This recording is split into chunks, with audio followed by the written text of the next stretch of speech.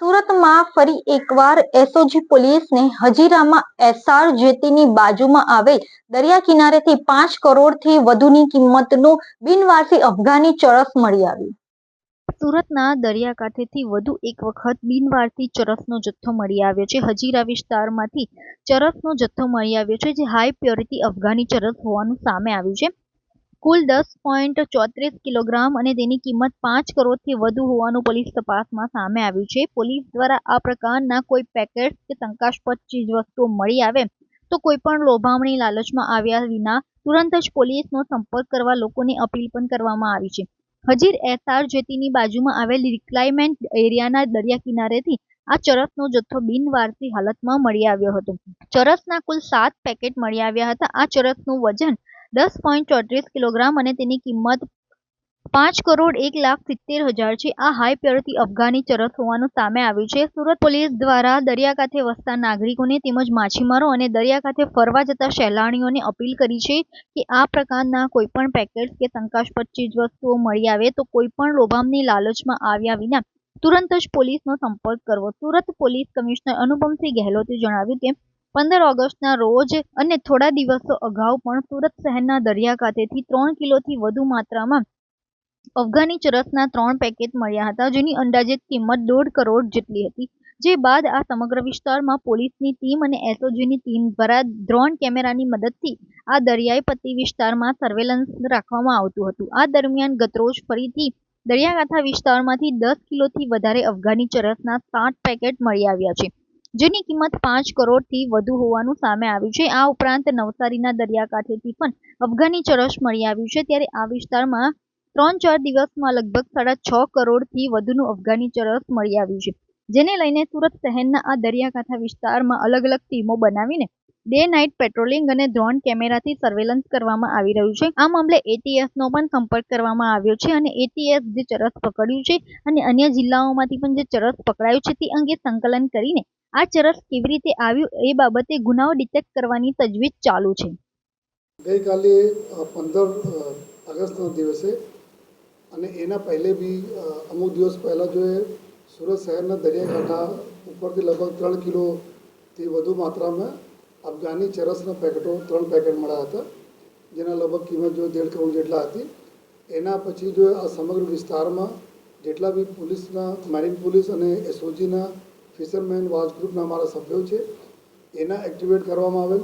એસઓજીના team દ્વારા drone કેમેરાઓના માધ્યમથી આ દરિયા પટ્ટી ઉપર જો તમામ જગ્યાએ સર્વેલન્સ રાખવામાં આવતા હતા।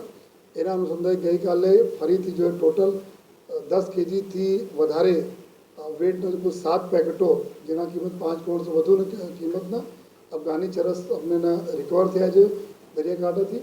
અને અત્યારે એના લઈને અમારા બાજુના બી જો દરિયાકાંઠા વિસ્તાર છે નવસારીમાં, ત્યાં બી અત્યારે જો રિકવરી થઈ છે।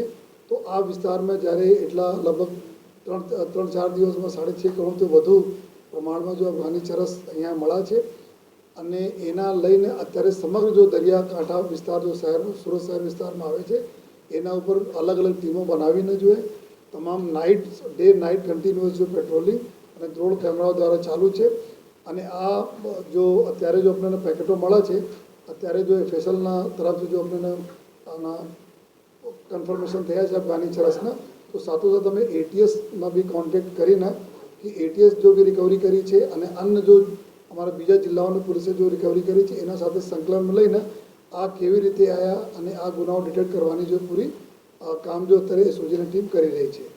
અને આવનાર દિવસોમાં બી હું આપના માધ્યમથી તમામ અમારા એવા દરિયાકાંઠા વિસ્તારમાં રહેતા લોકોને બી રિક્વેસ્ટ કરું છું કે આ કાંઠામાં આપણે જ્યારે પણ આ પ્રકારની કોઈ સસ્પેક્ટેડ વસ્તુઓ મળે તો આપ તાત્કાલિક જો આપ अपने पुलिस स्टेशन આજુબાજુના पुलिस स्टेशन અથવા આપ 100 નંબર પર જાણ કરો, જેથી જો પોલીસના ટીમ જો સર્ચ કરી રહી છે એના બી મદદરૂપ થાય અને આપના ઇનપુટથી અમે લોકો આ પ્રકારના જો નાર્કોટિક્સ જથ્થો જો કોઈ બીજાના હાથમાં નહીં પહોંચી શકે એના અમે લોકો ઇન્શ્યોર કરી શકીએ।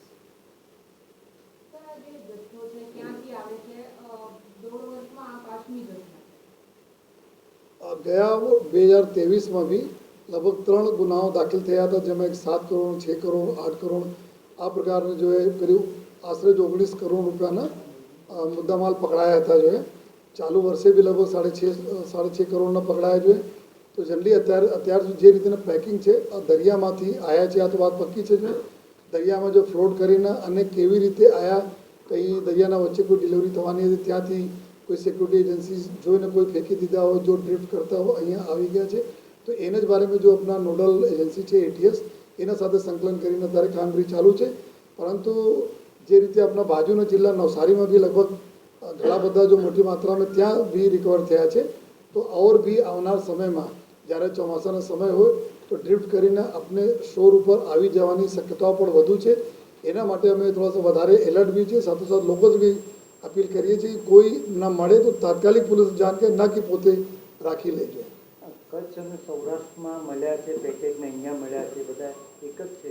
લગભગ જે રીતે પેકિંગ એના છે, એના સ્ટારબક્સ કેફે વગેરેના પ્લાસ્ટિકના અમારે જો કરે અને પછી જ્યારે ખોલીએ તો બહુ એકદમ ચીકના જો હોય છે, એકદમ બહુ હાઈ ક્વોલિટીના ચરસ હોય છે. તો એના જો મળે છે અને ત્યાંથી જો અમે લોકો કોન્ટેક્ટ કર્યા ત્યારે આ જ પ્રકારના આ બી આપણા સેમ મતલબ લગભગ કન્સાઇનમેન્ટ મળી રહ્યા છે.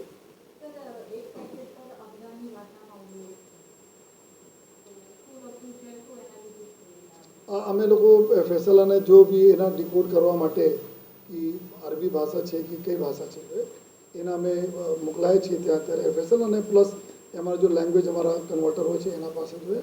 પરંતુ અત્યાર પ્રાથમિક દૃષ્ટિએ એવા પક્કા છે આ બધા જો અફઘાની ઓરિજિનના જોઈએ ચરસ છે. સ્ટારબક્સના શા માટે કવર લગાવવામાં? કારણ કે અત્યાર સુધી જે પણ ચરસ મળ્યું છે એમાં સ્ટારબક્સના લેવલ લગાવેલા છે.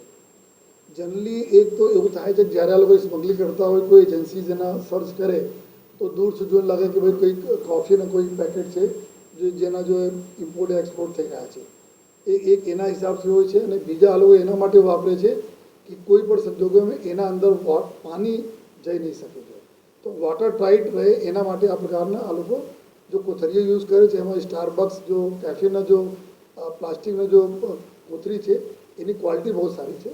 અને અમે લોકો જોયા કે એના જ્યારે ફેસલનું ટેસ્ટિંગ કરવા માટે ખોલા તો અંદર તક જો પાણી નહીં જઈ શકે આ પ્રકારના સરસ એના જોઈએ પેકેટ બનાવવામાં આવેલા છે. એના માટે આ લોકો એક તો બચવા માટે ઉપયોગ કરે, દૂર સે બતાવી દે કે આપણે કોફીની ડિલિવરી થઈ રહી છે, અને સાથોસાથ જોઈએ એના પ્રોડક્શન માટે.